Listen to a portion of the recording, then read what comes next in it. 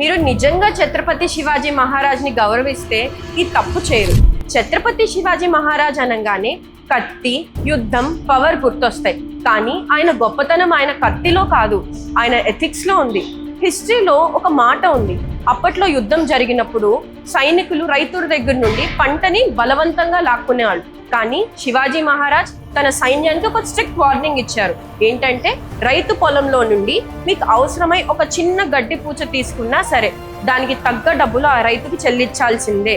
ఎందుకంటే సైనికుడు దేశానికి రక్ష అయితే రైతు దేశానికి ప్రాణం అని ఆయన నమ్మారు. ఈరోజు అమోఘంలో మేము ఫాలో అవుతుంది కూడా ఆయన విలువలనే. మీ టేబుల్ మీద ఉన్న ప్రతి మెతుకు వెనుక ఒక రైతు కష్టం ఉంది. సో ప్లేట్లో ఫుడ్ని వేస్ట్ చేయకండి. రైతుని గౌరవించడమే మనం ఆ గొప్ప రాజుకి ఇచ్చే నిజమైన నివాళి. Respect the farmer, respect the food. Jai Hind, జై శివాజీ.